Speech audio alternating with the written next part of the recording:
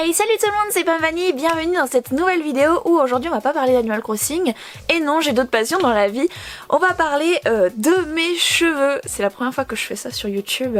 J'ai eu pas mal de petits commentaires gentils dans ma dernière vidéo sur AliExpress. Et justement, je voulais faire une vidéo qui parle de ça pour potentiellement aider les gens qui veulent aussi faire une permanente. Car je sais que quand j'ai cherché comment avoir ce genre de cheveux, j'avais pas tellement de vidéos pour me guider. Si vous voulez directement aller à comment ça se passe une permanente, je vous laisse cliquer évidemment. Mais dans cette première partie, je vais vous expliquer pourquoi j'ai voulu cette coupe là et qu'est-ce qui m'a inspiré à faire ça. Alors depuis que je suis toute petite, je suis baignée vraiment dans les années 80. Tout ce qui est musique, même plus globalement, je me rappelle de toujours avoir suivi ma mère dans les vides-greniers et de toujours avoir chiné, toujours récupérer des objets du passé. Et justement quand j'allais à ces vides-greniers là, il y avait toujours la musique des années 80 à la radio et je pense que ça m'a vraiment conditionnée à aimer ça. Et depuis 2013, je continue à faire les vides-greniers et je collectionne les disques vinyles car j'adore la musique des années 80. Premier confinement, j'avais un style basique, j'ai toujours eu un style assez basique, je me prends pas trop la tête. Premier confinement, je me dis mince, je m'ennuie un petit peu, tiens je vais essayer de changer un peu de style. Pourquoi pas, j'aime bien les années 80, pourquoi pas essayer de faire ça. Et c'est vraiment, je dirais, mois de juillet que je me suis dit vas-y lance-toi dans tout ce qui est collecte des bijoux, des vêtements des années 80. Donc bref, je suis dans ce mood là de vouloir changer de tête et de vouloir avoir un style. Donc maintenant que vous connaissez l'histoire derrière ça, maintenant je vous ai dit que depuis quelques années on me dit non ça va pas tenir ta permanente, non. J'ai les cheveux très lisses de base, je me réveille j'ai les cheveux lisses, limite j'ai pas besoin de me les coiffer tellement ils sont lisses, je ne peux rien faire dessus. Je peux faire des tresses, encore à la rigueur ça se voit un peu, mais si j'essaye de les boucler, de mettre des bigoudis, du produit pour que ça tienne, sincèrement ça tenait une demi-heure. Voilà. J'ai ma coiffeuse de la ville où je suis m'a toujours dit non la permanente ça va jamais tenir sur tes cheveux, faudrait les couper beaucoup, genre vraiment comme ça pour que ça tienne. Bref on m'a toujours dit non. Ça m'a un peu frustrée et je me dis tant pis, je vais voir un autre coiffeur. Je sais que ce coiffeur me le fera. Ce coiffeur, c'est l'ancien coiffeur à ma mère. La première fois qu'il a fait une permanente, c'était sur ma mère et c'était raté.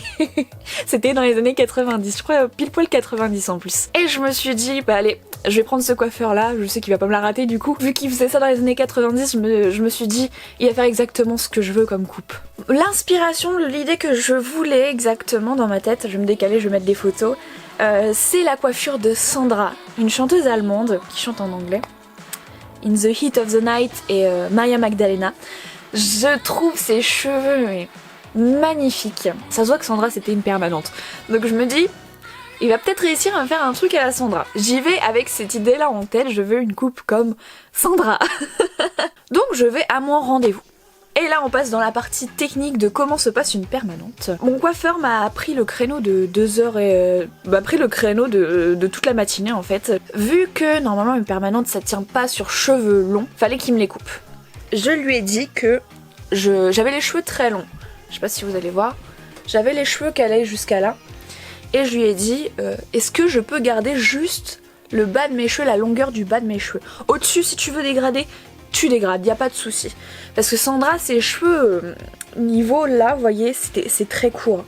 Parce qu'elle arrive à faire un beau brushing, donc du coup je voulais vraiment dégrader sur le dessus. Et donc c'est ce qu'il m'a fait, il m'a d'abord dégradé les cheveux. J'avais déjà une frange, je m'étais faite une frange en février, parce que de toute façon il me fallait une frange pour me faire cette coupe années 80. J'avais fait cette frange là en février, il m'a recoupé comme je le voulais.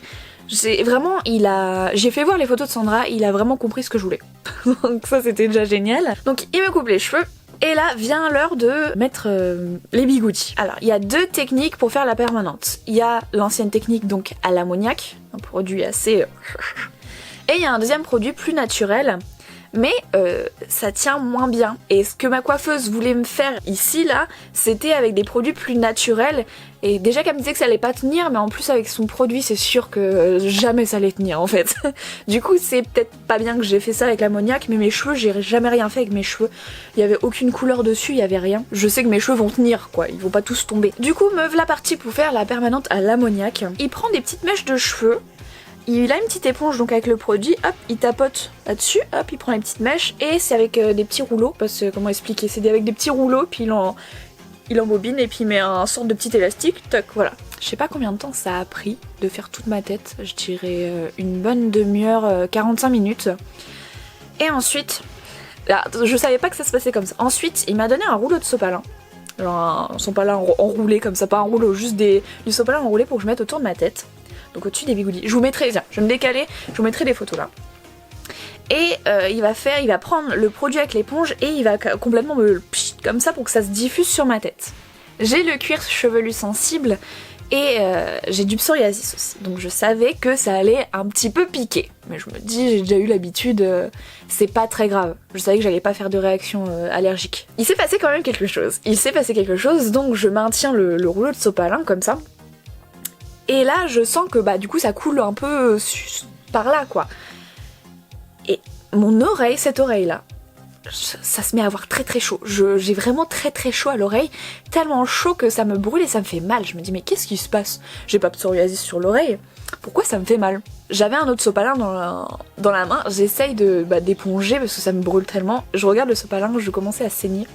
Le produit de l'ammoniac collé au bigoudi, le bigoudi était collé contre mon oreille, bah ça m'a clairement complètement brûlé l'oreille derrière. Ça piquait, ça piquait, ça piquait. C'est pas de sa faute, c'est pas du tout de la faute au coiffeur, c'est moi, je le savais pas quoi. Et j'aurais pu... Justement, petit conseil, si vous êtes très sensible aussi de la peau, achetez soit des petits protège-oreilles, je pense en plastique ça doit exister, vous savez les chapeaux de douche, bah, pareil pour l'oreille, ou mettez plus de coton ou dites-le à votre coiffeur, ça m'a arraché.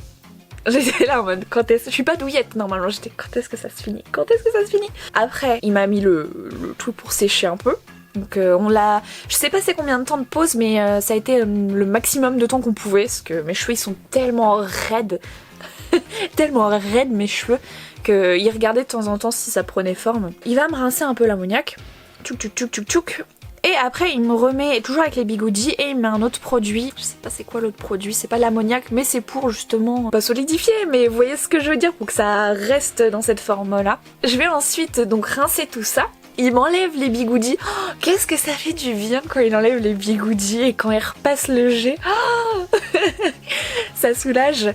Et la texture des cheveux, ça me faisait penser aux nouilles chinoises, ouais, dans tout ce qui est ramen, vous savez, nouilles instantanées. Ça faisait cette forme-là, c'était trop rigolo. Et pour sécher les cheveux permanentés comme ça, il faut un diffuseur, vous voyez, pas directement le sèche-cheveux comme ça, mais vous savez, c'est rond. Puis vous faites comme ça, hop, ça fait...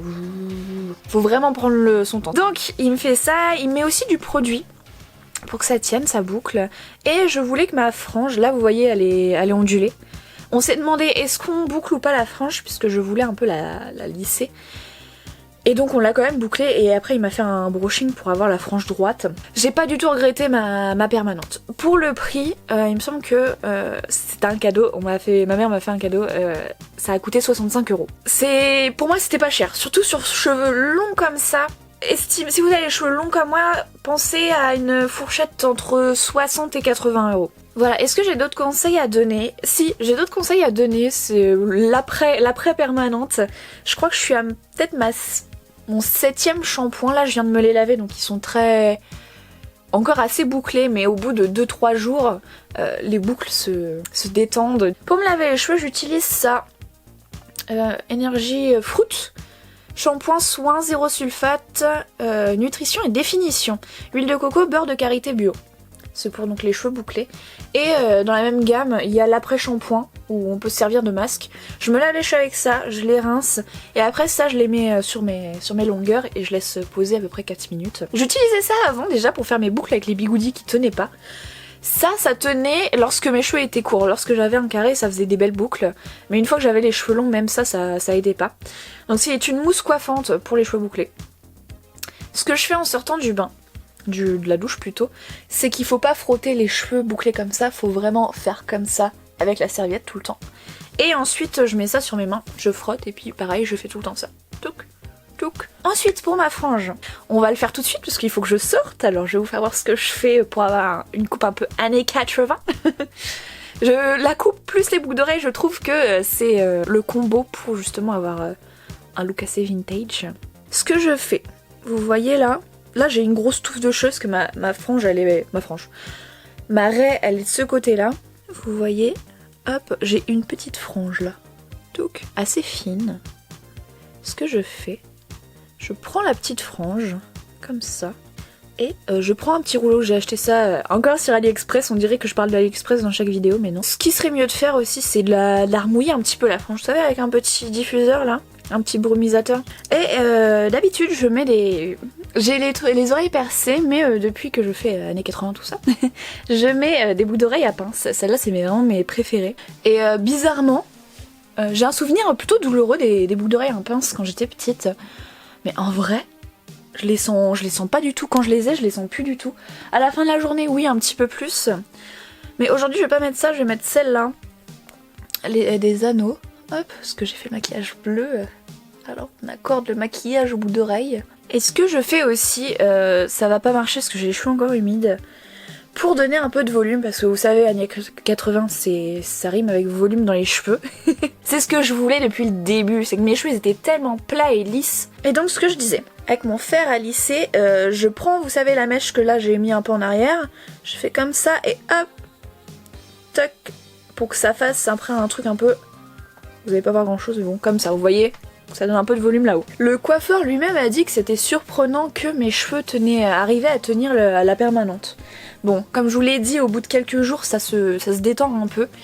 Mais en soi, j'adore l'effet que ça fait derrière. Je laisse ça souvent le matin, je le laisse pas très longtemps. Et quand je l'enlève, ça me fait une houppette comme ça. Et avec cette houppette, j'essaie de la coiffer un petit peu, vous voyez, comme ça. Et ensuite, je mets de la laque. Ma mère me disait je faisais mon pétard à l'époque. Mais vraiment, elle la faisait trop, vraiment. Elle faisait vraiment le truc comme ça, quoi. Je veux que ça soit assez fine en fait. Je veux que ma frange soit assez fine.